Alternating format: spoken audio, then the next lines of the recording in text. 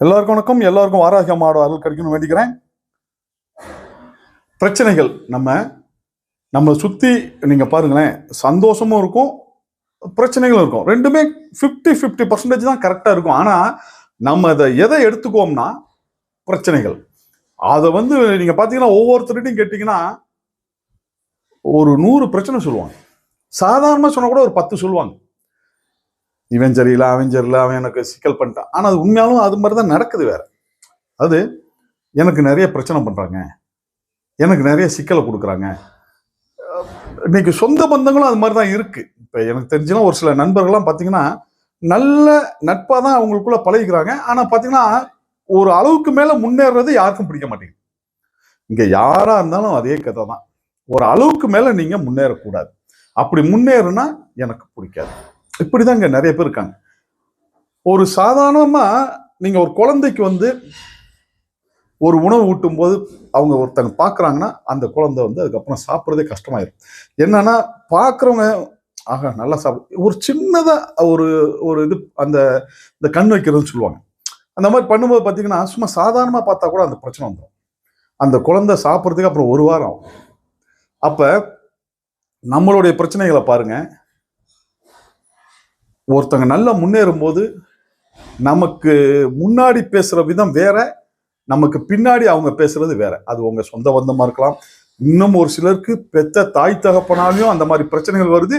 ஒரு சிலருக்கு பெற்ற பிள்ளைங்களாலையும் பிரச்சனை வருது. அதாவது நல்லபடியா முன்னேறதே நான் சொல்றது, நல்லபடியா வேகமா ஒருத்தவங்க வளர்ச்சி அடைகிறாங்க, வேகமா ஒருத்தவங்க முன்னேறாங்க. அவங்க சொந்த திறமையில அவங்க முன்னேறாங்க. ஆனா அது யாருக்கும் பிடிக்கிறது இல்லை. அதாவது அண்ணனாவே இருந்தாலும் கூட தம்பி நம்மளை விட நல்லா சம்பாதிக்கிறான்னா அவனுக்கு பிடிக்காது.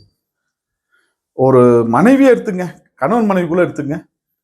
கணவன் நல்லா சம்பாரிச்சாங்க, மனைவி ஒன்றும் சரியா வருமானம் இல்லை அப்படின்னு இருந்தா அவங்களுக்கு கொஞ்சம் தாழ்வு மனப்பான்மையோ இல்லை வேற ஏதாவது ஈகோ, இந்த மாதிரியான பிரச்சனைகள்லாம் வரத்தான் செய்யும். அதுவே மனைவி கணவனை விட அதிகமா சம்பாதிக்கிறான்னு சொல்லவே வேணாம். அங்க 1008 பிரச்சனை வரும். என்னன்னா ஒரு சில தாழ்வு மனப்பான்மை, ஒரு சில ஈகோ, இதுதான். சரிங்களா? நீங்க எப்ப பார்த்தாலும் நிறைய பேர் சொல்லுவாங்க இல்லைங்களா, பிரச்சனை பிரச்சனை. நான் ரெண்டே தான் சொல்லுவேன். ஒண்ணு பொருளாதாரம், இன்னொன்று உடல்நிலை சரியில்லைன்னா கண்டிப்பா அது பிரச்சனை. இந்த 2 தான் இருக்கும். அதையும் சேர்த்து பொருளாதாரங்கிறத விட மனநலம்னு சொல்லலாம். அதாவது மனம் சம்பந்தப்பட்ட பிரச்சனை. இப்ப நீங்க காசு இல்லை, நம்ம நிச்சயமா ஒரு சின்ன வீட்டுல போய் இருந்துடலாம். இப்ப நான் 10,000 ரூபாய் தான் சம்பாதிக்கிறேன், என்னால குடும்பம் நடத்த முடியல அப்படின்னா கண்டிப்பா சொல்ல முடியும். ஒரு 2,000 ரூபாயில கூட பார்க்கலாம். இல்ல கிராமத்துக்கு போனே 500 ரூபாய்க்கு கூட வாடகை வீடு.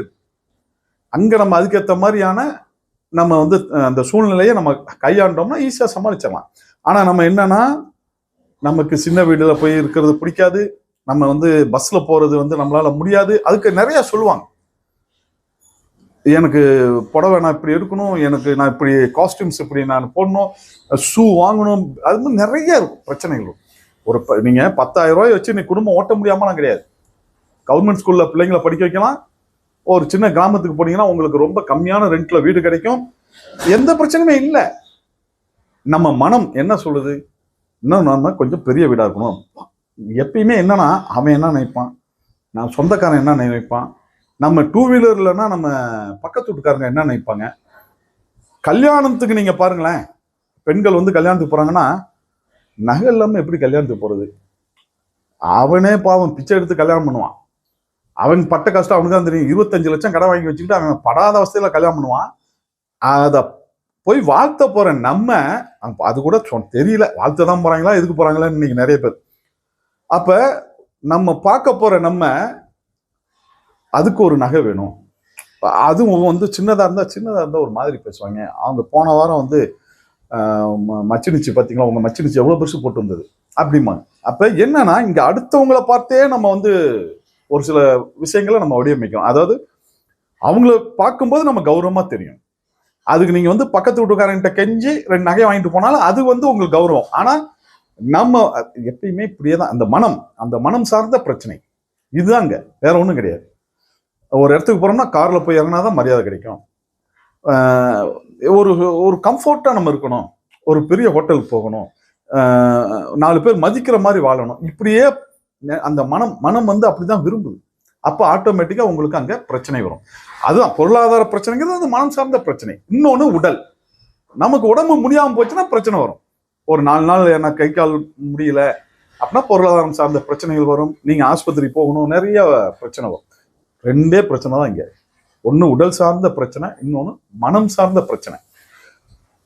3000 ரூபாய் இருந்தா கூட குடும்பம் நடத்த முடியாதுன்னா கண்டிப்பா நடத்தலாம். என்னுடைய ஒரு அம்மா இருக்காங்க, எனக்கு தெரிஞ்ச அம்மா, என்னோட சொந்தக்காரங்க அம்மா, 2 பேர் இருக்காங்க அந்த குடும்பத்துல. வெறும் 600 ரூபா தான் அவங்களுக்கு செலவு இன்னைக்கு வரைக்கும். அந்த 600 ரூபாய் தாண்டவே தாண்டாது. ஏன்னா அவங்க கிராமத்துல இருக்காங்க, தேவையான செடி கொடி எல்லாம் அங்க. ஒரு நாளும் அவங்க வெளியே காய் வாங்கி நான் பார்த்ததே இல்லை. ரேஷன் கடையில சாப்பாடு வாங்கி அரிசி வாங்கிக்கிறாங்க, சரிங்களா. அப்புறம் பருப்பு கொஞ்சம் அதுவும் ரேஷன் கடையில கொடுக்குறாங்க தெரியல, சரிங்களா. அந்த மாதிரி ரொம்ப கம்மியான ரேட்டுக்கு அவங்க வாங்குறாங்க, வாங்கி அவங்க செய்யறாங்க. ஆயிலும் அங்கே ரேஷன் கடையிலேயே வாங்கிடுவாங்க. நீங்க வெளி செலவே கிடையாது. 2 புடவை தான் அதிகமாக யூஸ் பண்ணி நான் பார்த்துருக்கேன். அதிகமாக அவங்க புடவையும் அதிகமாக யூஸ் பண்ண மாட்டாங்க. 2 புடவை மாற்றி மாற்றி கட்டிவாங்க, அவ்வளோதான், முடிஞ்சு போச்சு. ஏதோ ஃபங்க்ஷனுக்கு போனால் ஒரு நல்ல புடவை கட்டிட்டு போவாங்க. வெறும் 600 ரூபாயில இன்னைக்கும் ஒருத்தங்களால குடும்பம் நடத்த முடியுது. நான் சொல்றது 3000 ரூபாயில நிச்சயமா கண்டிப்பா குடும்பத்தை நடத்திட முடியும். நம்ம நல்ல மண்ணச்சநல்லூர் பொன்னி அரிசி வேணும். நம்ம ஞாயிற்றுக்கிழமை ஆச்சுன்னா கறி சாதம் சாப்பிடணும், நல்ல பிரியாணி சாப்பிடணும். அப்ப பாருங்களேன், நமக்கு வந்து அந்த அந்த மனநிலைக்கு போயிட்டோம்னு சொன்னா கண்டிப்பா இப்ப பிரச்சனை வரதான் செய்யும், சரிங்களா. அதனால இந்த நிறைய பிரச்சனை அப்படி இப்படிங்கிறதான் விட்டுட்டு இங்க 2 தான் சுருக்கிருங்க. மனம் சார்ந்த பிரச்சனை, ஓகே. அப்ப நம்ம என்ன பண்ணலாம்? நம்மளோட வருமானம் இவ்வளவுதான், இதுக்குள்ள நம்ம வாழணும். இல்லையா வருமானத்தை பெருக்கணும். இங்க 2 ஆப்ஷன் தான். ஒண்ணு வருமானத்தை பெருக்கி வாழணும், இல்லைன்னா நம்மளோட தேவைகளை குறைச்சி வாழணும். எது நம்மளால முடியும்? நம்ம கிட்ட என்ன திறமை இருக்கு, இதை நம்மளால எப்படி காசா மாற்ற முடியும்? அவ்வளவுதான், முடிஞ்சு போச்சு, பிரச்சனை சால்வ். உடல் அது வந்து கொஞ்சம் சிரமமான ஒண்ணு. மனம் சார்ந்த பிரச்சனையெல்லாம் கொஞ்சம் சமாளிச்சிடலாம். உடல் சார்ந்த பிரச்சனைங்கிறது நீங்க ரொம்ப சிரமம். இப்போ போயிட்டு இன்னைக்கெல்லாம் பாத்தீங்கன்னா இங்க சுகர் வந்துருச்சுனாவே போய் காலை வெட்டி வெட்டி எடுக்கிறாங்க. கொஞ்சம் கொஞ்சமா கட் பண்ணி முழங்கால் வரைக்கும் எடுத்துடலாம். நம்ம விவசாயம் பண்றோம்னு வைங்களேன், ஒரு காலை வச்சுட்டு நடந்து போய் விவசாயம் பண்றது சிரமம். அது நம்ம கையில இல்லை. ஆனா அதுக்கும் தீர்வு இந்த ஆலயத்துல இருக்கு, சரிங்களா. சோரியாசிஸ், சுகர், பிபி, அப்புறம் இன்னும் ஒரு சில இந்த ஸ்டோன்ஸ் இருக்கு இல்லைங்களா, கிட்னி ஸ்டோன், எந்த பிரச்சனையா இருந்தாலும் சரி, அதுக்கு வந்து அம்பாள் அபிஷேகம் பண்ண, அம்பாளுக்கு அபிஷேகம் பண்ண மூலிகை மருந்துகளை நம்ம கொடுத்து இங்க பல பேர் நல்லா இருக்காங்க. காலை வெட்டி எடுக்கணும்னு சொன்ன நபர்களுக்கு இன்னைக்கு நல்ல முறையில எந்த பிரச்சனையுமே இல்லாம இருக்காங்க. சுகருக்கான மருந்தே இல்லாம இருக்காங்க. எல்லாம் அம்மாவுடைய அருளால கொடுக்குற பிரசாதத்தினால இன்னைக்கு நல்லபடியா இருக்காங்க, சரிங்களா. அந்த அப்ப அது பாத்துங்க, நான் சொன்னேன் உடல் சார்ந்த பிரச்சனைக்கு நம்ம கிட்ட தீர்வு இல்லை, ஆனா அம்பாள்கிட்ட இருக்கு. ஒரு சில பிரச்சனைகள், இப்போ ஹார்ட் இருக்கும். ஹார்ட் வந்து நம்ம நிறைய இந்த ப்ரெஷர், இந்த மனம் சார்ந்த பிரச்சனையால என்ன ஆகும்னா உடல் சார்ந்த பிரச்சனை வந்துடும். நீங்க பாருங்களேன், யாரெல்லாம் டென்ஷன் ஆகும்போது தலை வலிக்குதும்பாங்க, பின்மண்டை வலிக்குதும்பாங்க, கை கால் நடுங்குது, உதறுதும்பாங்க, பயங்கரமா இருக்கும். ஆட்டோமேட்டிக்கா அவங்க லைஃப் வந்து ரொம்ப பெரிய சிக்கல்ல போய் மாட்டிக்கும், சரிங்களா. அதனால நான் என்ன சொல்றேன்னா, நிறைய பிரச்சனை அதுன்னு நீங்க அதை கூட ஈஸியா கண்ட்ரோல் பண்ணலாம். நீங்க வாக்கிங் போகலாம், கொஞ்சம் எக்ஸசைஸ் பண்ணீங்கன்னாவே நிறைய பிரச்சனைகளை அவாய்ட் பண்ணிடலாம். அப்ப இங்க வந்து பொருளாதாரம் அப்படிங்கிறது ஒண்ணு, நம்ம தேவையை குறைக்கணும், இல்லைன்னா வருமானத்தை பெருக்கணும். இதுல 2ல எது முடியும்? நம்ம வீட்டுல 4 பேர் இருக்காங்களா, 4 பேர் நீங்க என்ன பண்ண முடியும்? ஏன்னா பேசுங்க, உங்களுடைய பொருளாதார பிரச்சனை முடிஞ்சிடும். அதுக்காக நான் ஒரு 50 பவுன் இருந்தாதான் என்னால் வாழ முடியும்னா அதுக்கப்புறம் உங்களுடைய நீங்க தான் பார்த்துக்கணும் உங்க வாழ்க்கையை. ஏன்னா பண்ணலாம், தாராளமா பண்ணலாம். ஆனா அதுக்கேற்ற திறமை நம்ம கிட்ட இருக்கணும். அந்த திறமையை பயன்படுத்தி சம்பாதிக்க தெரிஞ்சிருந்தா நீ 50 இல்லை 500 பவுன் கூட வாங்கலாம். அது ஒரு பெரிய விஷயம் இல்லை. ஆனா எதுவுமே இல்லாம நான் 50 பவுன் வேணும், எனக்கு 50 பவுன் வேணுங்கிறது இருக்கிறதே முட்டாள்தனம். நான் சொன்ன மனம் சார்ந்த பிரச்சனை மட்டும் இல்லை, உடல் சார்ந்த பிரச்சனையும் வந்துடும், சரிங்களா. அதனால ஐயா, நம்மளால வந்து எனக்கு இந்த மாதிரி பிரச்சனைகள் இருக்கு, இது என்ன பண்ணலான்னு உட்காந்து பேசுனீங்கன்னாவே போதும். ஒருவேளை ஐயா என்னாலாம் முடியல, நிறைய இந்த மாதிரி பிரச்சனைலாம் இருக்கு அப்படின்னா, இங்க இந்த ஆலயம் 94 கரியமாணிக்கம், அதாவது சமயபுரம் மாரியம்மன் கோயில் தெரியும், அது பக்கத்துல இருக்கு, திருச்சி டிஸ்ட்ரிக்ட்ல இருக்கு. இங்க இந்த மாதிரியான பிரச்சனைகளை போக்கக்கூடிய ராகுவும் ஞானத்தை கொடுக்கக்கூடிய கேதுவும் இங்க இருக்காங்க, சரிங்களா. நம்ம சொன்னோம் இல்லைங்களா, எப்படி நம்ம ஒரு பிரச்சனை அணுகிறது, அந்த இதுக்கு கேது தீர்வு கொடுப்பாரு. உடல் நலம் சார்ந்தது, விபத்து, மற்ற பிரச்சனைகள், அதெல்லாம் போக்கக்கூடிய ராகு பகவான் அதை போக்குனாருன்னா அடுத்த அதிர்ஷ்டத்தை தான் கொடுப்பார், சரிங்களா. அது மாதிரி அப்போ அதை பணத்தை அள்ளி தரக்கூடிய ராகு பகவான் இங்க இருக்கார், அதிர்ஷ்டத்தின் கடவுள். அதுக்குள்ளேயே அதிர்ஷ்டம் கொடுக்கக்கூடிய ஒரு கிரகம். ராகும் கேது தான் இருக்கிறதுலே ரொம்ப ரொம்ப பலமான கிரகம். அவங்க இங்க ராகு கேது பரிகார ஸ்தலமா இந்த ஆலயம் இருக்கு. சரிங்களா? இங்க லகுவராகி அம்மா இருக்காங்க. எதையுமே எளிதா முடிச்சு கொடுக்கக்கூடிய லகுவராகி அம்மா. இங்க ஒவ்வொரு பஞ்சமிக்கும் பாத்தீங்கன்னா ரொம்ப சிறப்பா பஞ்சமி ஹோமம், ராகு கேது பரிகார ஹோமம், அப்புறம் நவகிரக ஹோமம், அப்புறம் ராகு கேது பரிகார பூஜை, அப்புறம் வரக்கூடிய பக்தர்களை வச்சு அங்க வந்து ராகு கேதுக்கு பூஜைகள்லாம் பண்ணி அபிஷேகம்லாம் பண்ணி ஒரு பெரிய அளவில் நடக்கும்.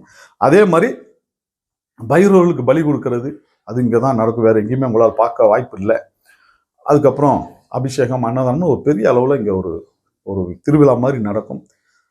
முடிஞ்சா நீங்க வந்து கலந்துக்கிட்டீங்கனாலே நான் சொன்ன இந்த 2 பிரச்சனைக்கும் தீர்வு கிடைக்கும். ஒருவேளை என்னால் வர முடியல அப்படின்னா கீழே வந்து வாட்ஸ்அப் நம்பர் இருக்கும், கான்டாக்ட் நம்பர் இருக்கும். அதுக்கு நீங்க வந்து வாட்ஸ்அப் பண்ணுங்க, உங்க ஜாதகத்தை அனுப்புங்க. என்ன பிரச்சனைங்கிறத நம்ம பேசுவோம். கண்டிப்பா தீர்க்க வழி இல்லாம இங்க எந்த பிரச்சனையுமே வரதில்லை. கடவுள் வந்து அந்த பிரச்சனைக்கான தீர்வையும் நம்மகிட்ட தான் கொடுத்துருக்காரு. பூட்டிட்டு சாவியை நம்ம கையில தான் கொடுத்துருக்காரு. ஆனா அதை நம்ம பயன்படுத்தாம இருக்கோம். அதனாலதான் நம்ம இந்த நிறைய பேர் சொல்லுவோம், ஆட்டை தோல்ல போட்டுக்கிட்டே தேடிட்டு அலையனான்னு பாருங்க. ஊர்ல ஆடு வந்து தலையில தூக்கி இப்படி தொங்க விட்டுருப்பான். ஆடை காணான்னு தேடிக்கிட்டே இருப்பான். ஊர் முழுக்க தேடினாலும் உங்களுக்கு அது கிடைக்காது. அதே மாதிரிதான் நம்ம பிரச்சனைக்கான சாவி, அந்த முடிக்கிறதுக்கான சாவி, அதை தீர்க்கறதுக்கான சாவி நம்ம கையில இருக்கு. ஆனா அது நமக்கு தெரியாது. அதோடைய விளைவு தான் இன்னைக்கு நம்ம நிறைய பேர் சிரமப்பட்டு இருக்கோம். என்னன்னு புரியவே இல்லை. முதல்ல எதனால இந்த பிரச்சனை, நம்ம எப்படி இந்த பிரச்சனையை அணுக முடியும், எப்படி தீர்க்க முடியும் தெரியாததோடைய விளைவு தான் ரொம்ப சிரமப்பட்டு இருக்கோம். நிச்சயமா சொல்ல முடியும், இங்க எல்லா பிரச்சனைக்குமான தீர்வு இந்த ஆலயத்துல கிடைக்கும். நம்பி சொல்ல முடியும். உங்களால் முடிஞ்சா பஞ்சமிக்கு வாங்க, இல்லைன்னா கீழே இருக்கிற கான்டாக்ட் நம்பருக்கு வாட்ஸ்அப் பண்ணுங்க. என்னைக்கும் எல்லாரும் நல்லா இருக்கணும்னு வாராகி அம்மாட்ட வேண்டிக்கிறேன். நன்றி, வணக்கம்.